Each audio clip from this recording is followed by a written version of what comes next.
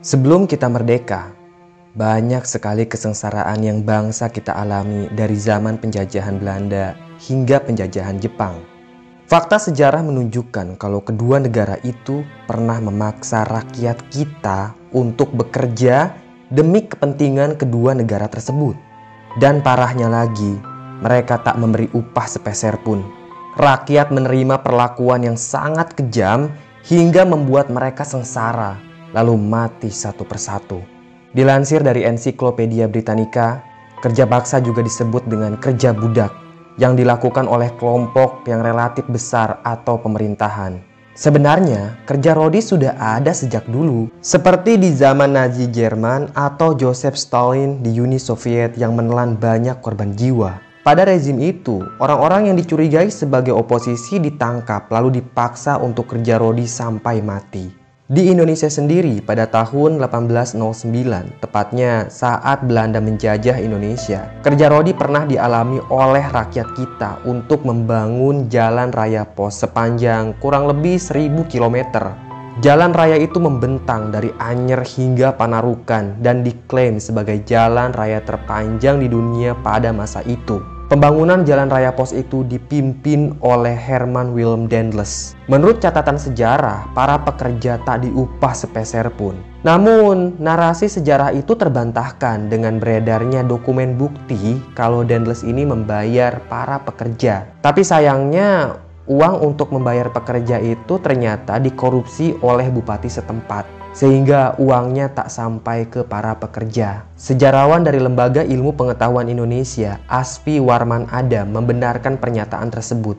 Dia mengatakan soal proses pembangunan jalan raya pos era Daendels ini sudah diteliti oleh sejarawan Djoko Marihandono. Hal senada juga disampaikan oleh sejarawan Peter Carey.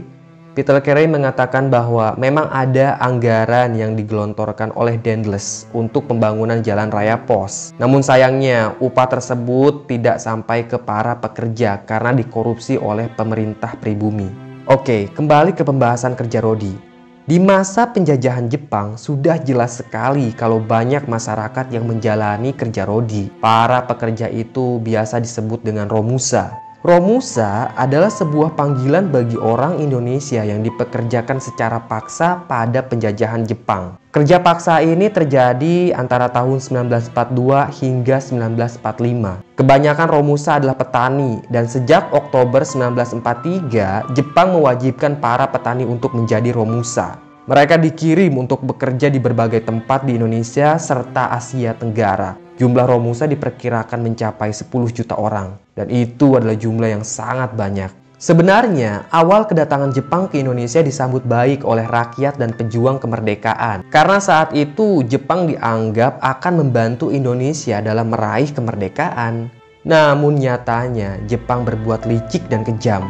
Mereka mengeruk sumber daya alam yang ada di Indonesia dan dipakai untuk membiayai perang. Kala itu, wilayah yang dikuasai Jepang cukup luas sehingga memerlukan tenaga yang amat besar. Tenaga dibutuhkan untuk membangun kubu pertahanan, lapangan udara darurat, jalan raya, jembatan, dan gedung bawah tanah. Tentunya tenaga kerja itu diambil dari penduduk Indonesia dan disebar ke berbagai wilayah. Kala itu, para pekerja sangat sengsara. Kondisi mereka menyedihkan dan banyak yang meninggal akibat penyakit maupun kelelahan. Walau penjajahan Jepang hanya sebentar, tapi terus terang saja penjajahan itu memberikan penderitaan yang mendalam bagi rakyat Indonesia, terutama bagi rakyat yang menjadi korban romusa.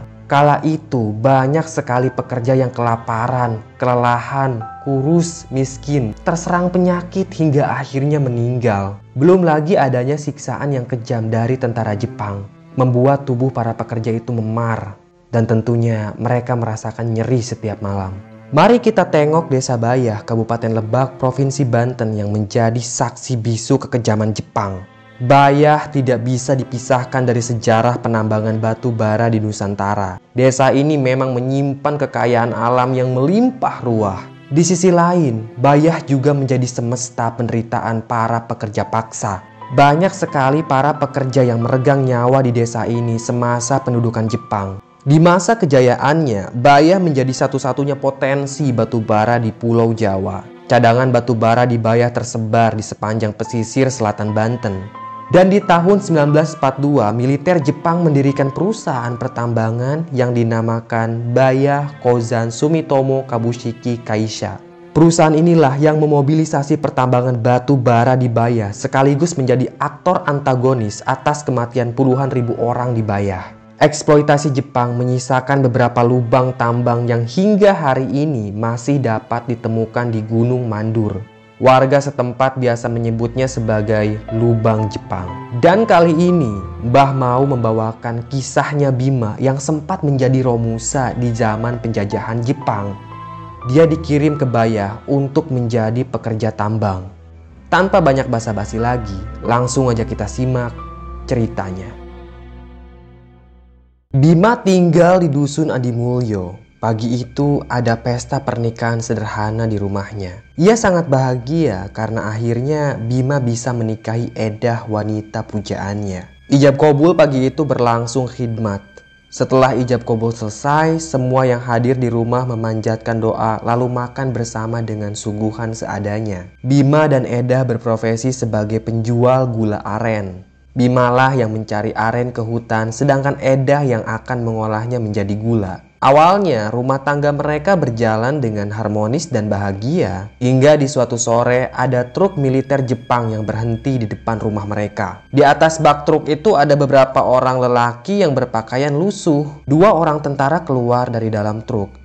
Mereka menurunkan seorang lelaki dari bak truk lalu masuk ke dalam rumahnya Bima. Kebetulan pintu rumah Bima tidak dikunci. 2 tentara dan 1 orang lelaki pribumi masuk ke dalam rumah Bima tanpa izin. Buru-buru Bima menyembunyikan istrinya ke dalam kamar. Dan dia menghampiri 3 orang lelaki itu. "Ada apa ini, Pak?" tanya Bima dengan sopan dan ramah. "Namamu siapa?" tanya seorang lelaki di hadapan Bima. Lelaki itu adalah pribumi. Dan di belakang lelaki itu ada 2 tentara Jepang yang memegang senjata laras panjang. "Nama saya Bima, Pak," jawab Bima dengan sopan. "Baik Bima, kenalkan saya Sukiman. Apa kau sudah dapat selebaran kampanye gotong royong?" tanya Sukiman.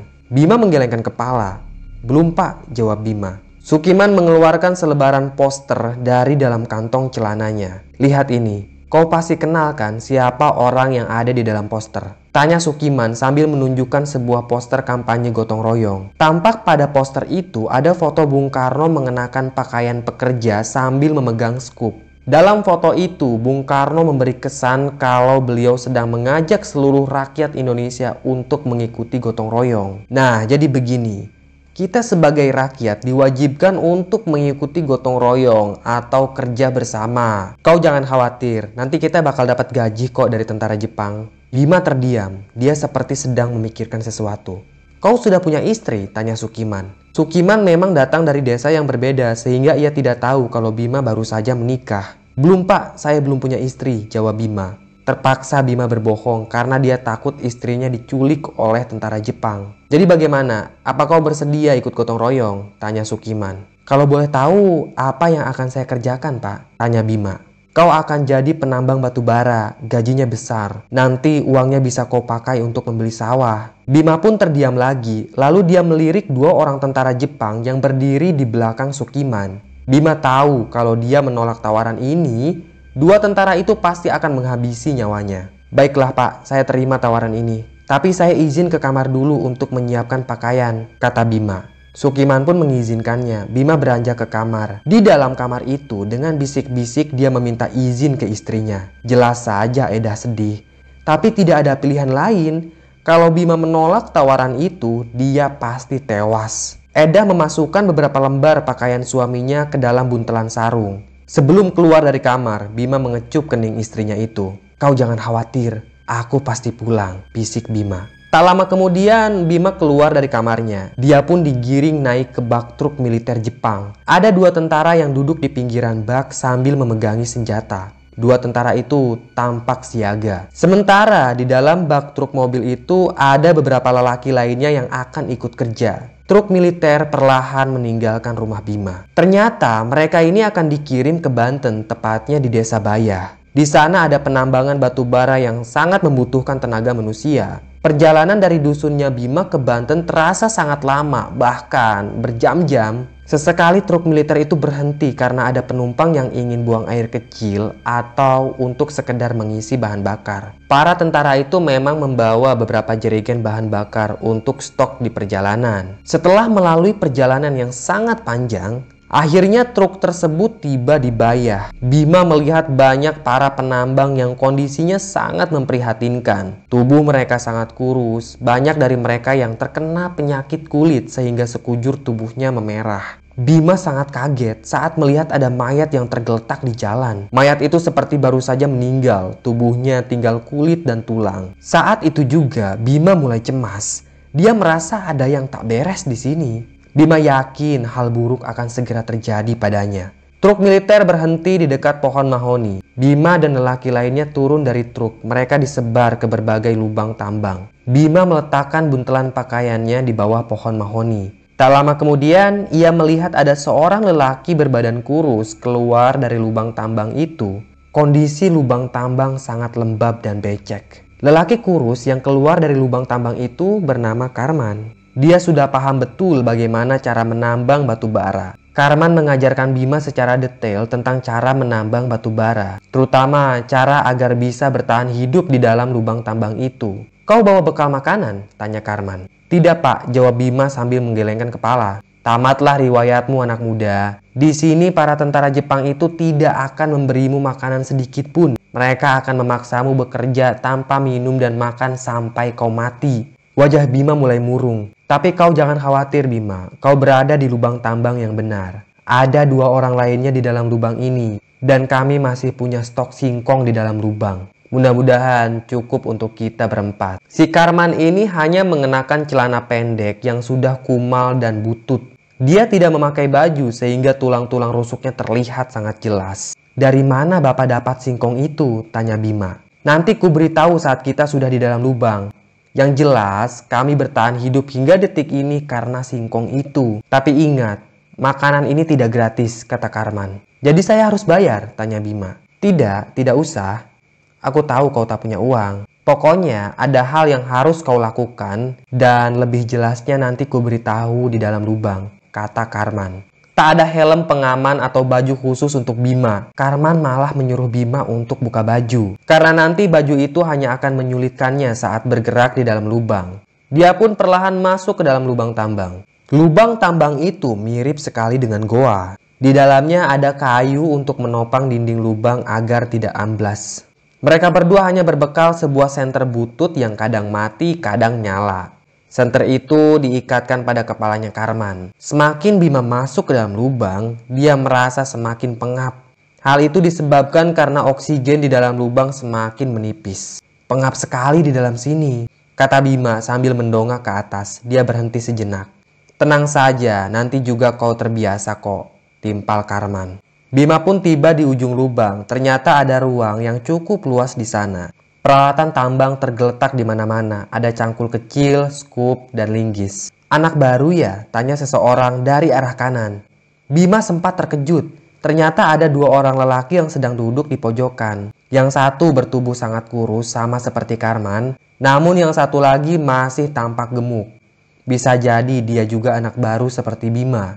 Karena tidak mungkin ada orang yang mempertahankan berat badannya di dalam lubang tambang seperti ini. Kedua orang itu berdiri lalu menghampiri Bima. Mereka memperkenalkan diri. Yang kurus namanya Bedi dan yang masih gemuk namanya Ilham. Tentara Jepang memang secara masif mencari para pekerja dari berbagai wilayah Nusantara. "Kau beruntung Bima masuk lubang ini. Kami punya stok makanan.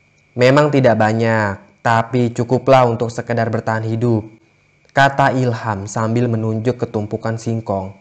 "Jadi begini Bima, kami mencuri singkong itu dari tendanya tentara Jepang.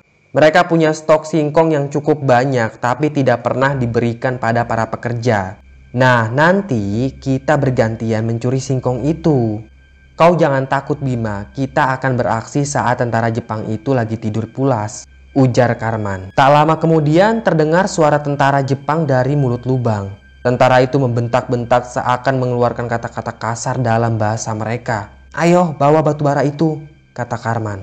Bima pun menerima tugas pertamanya. Dia mendorong sebuah bak kecil yang sudah berisi batu bara. Ia harus membawanya keluar dari lubang tambang. Bak itu sangat berat, dia harus susah payah mendorongnya. Sesekali roda bak tersangkut bebatuan. Ia harus mengangkat roda itu agar bisa jalan kembali. Dengan susah payah, Bima akhirnya berhasil membawa batu bara itu keluar dari goa. Namun sialnya, tentara Jepang itu sudah sangat marah. Dia pun memukul punggung Bima dengan gagang senjata, membuat Bima tersungkur dan mengaduh kesakitan. Bukan hanya sekali pukulan saja, setelah Bima tersungkur, tentara itu juga menghantam kembali gagang senjatanya tepat di dada Bima. Para pekerja lainnya hanya bisa menyaksikan penyiksaan itu. Mereka tidak berani melawan, karena siapapun yang melawan di pertambangan itu pasti ditembak mati.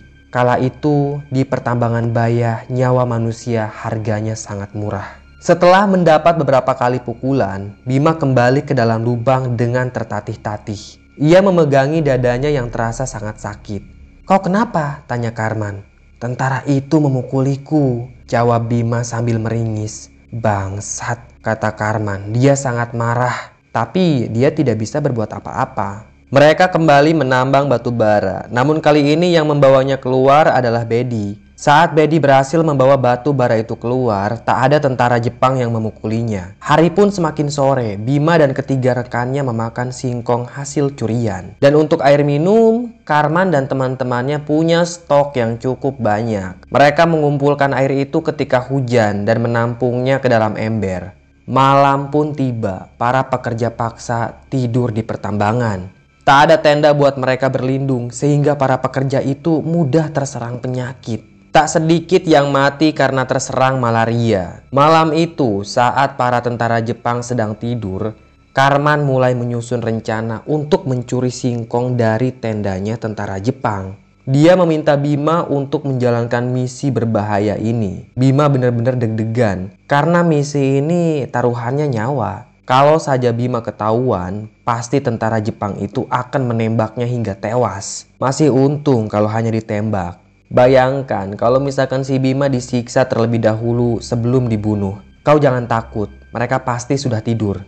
Dan setiap malam tidak ada tentara yang berjaga sama sekali. Mereka menganggap para pekerja seperti kita ini sangat lemah, jadi tak mungkin melawan. Bisik Bedi yang terbaring di sebelah Bima. Bima memantapkan tekadnya. Perlahan ia merangkak menuju tenda Jepang. Lelaki itu mendengar suara rintihan salah satu pekerja yang sedang kelaparan. Bisa jadi besok pagi pekerja itu akan mati karena kondisinya sangat memprihatinkan.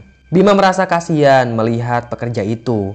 Nanti saat ia berhasil mencuri singkong, Bima akan membaginya pada si pekerja yang sedang kelaparan. Jarak tenda Jepang dari tempat Bima tidur memang tidak terlalu jauh, sehingga Bima tak butuh waktu lama untuk sampai ke tenda Jepang. Ia mengintip dari celah tenda. Para tentara Jepang itu sedang tertidur pulas. Ada beberapa botol arak di meja mereka. Ini kesempatan Bima untuk mencuri. Kata si Karman, tumpukan singkong itu ada di sudut kanan tenda. Bima pun masuk ke dalam tenda dengan cara merangkak. Dia melewati para tentara yang sedang tidur di atas kursi dan ranjang kayu. Tak lama kemudian, Bima berhasil mencuri singkong-singkong itu. Dia memasukkannya ke dalam buntelan sarung dan membawanya keluar tenda. Tanpa banyak bicara lagi, Bima memberikan satu batang singkong itu pada pekerja yang sedang meringis kelaparan.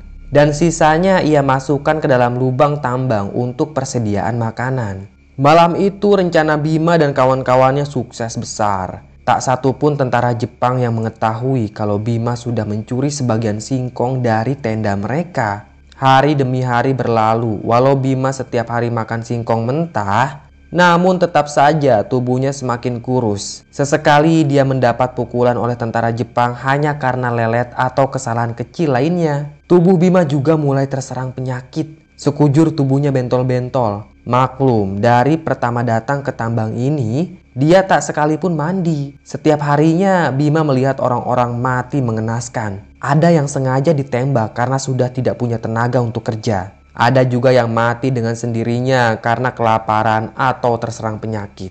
Hingga pada suatu hari terdengar suara pesawat tempur di udara. Itu adalah pesawat Jepang yang sedang membagikan selembaran informasi kalau negara mereka mengalami kekalahan pada Perang Asia Timur Raya. Selebaran itu juga menginformasikan para tentara yang masih ada di kawasan Indonesia untuk segera pergi ke pelabuhan. Mereka akan dipulangkan ke negara asalnya.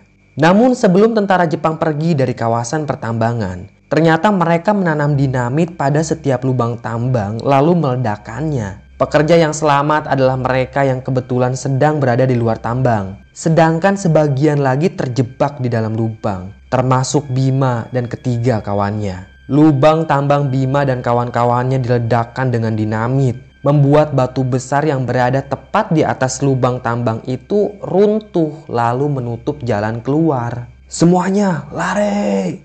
teriak Bima dari dalam lubang. Namun sudah terlambat, lubang tambang itu tertutup sebuah batu yang sangat besar. Sementara dinding kiri kanannya juga berbatu. Bima berusaha menggali tanah untuk membuat jalan keluar. Namun sialnya, permukaan tanah itu juga dihalangi batu.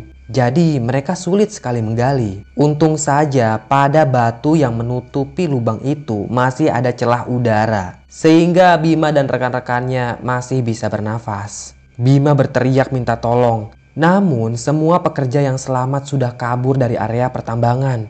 Semua tentara Jepang juga sudah pergi dari pertambangan. Hari demi hari berlalu, mereka berempat tetap berusaha untuk menghancurkan batu besar yang menutup jalan mereka. Mereka juga berusaha menggali dinding lubang. Tapi setiap kali menggali, pasti ada batu besar yang menghalangi mereka. Jadi penggalian itu sangat sulit dilakukan. Di sisi lain, tenaga mereka semakin terkuras, persediaan air sudah habis. Ditambah lagi hujan tak kunjung turun, seolah semesta berkonspirasi untuk membunuh mereka berempat. Bima tak mau mati di lubang ini. Dia masih ingin bertemu dengan istri tercinta. Mau bagaimanapun, Bima harus bertahan hidup sampai ada seseorang yang menolongnya dari luar sana. Beberapa hari kemudian, persediaan makanan mereka habis. Kondisi Bima dan ketiga temannya mulai melemah. Untung saja kemarin hujan turun cukup deras sehingga ada aliran air yang masuk ke dalam celah batu. Mereka bergantian meminum air hujan. Tapi bukannya sehat, malah mereka sakit-sakitan. Contohnya saja Karman. Karman ini mulai terserang penyakit. Wajahnya pucat, tubuhnya sekarat.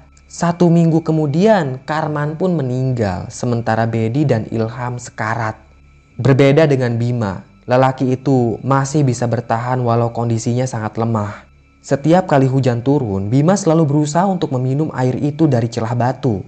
Manusia memang bisa bertahan hidup tanpa makan selama 3 minggu. Tapi ketiga teman Bima tak mampu bertahan karena selain kelaparan, mereka juga terserang penyakit. Selang 2 hari, Ilham dan Bedi meninggal dunia. Kini tinggallah Bima yang masih bertahan hidup. Motivasi terbesar Bima adalah istrinya. Dia ingin bertemu dengan istrinya itu. Dan tentunya Bima harus selamat. Di suatu malam, Bima tak mampu lagi menahan rasa laparnya.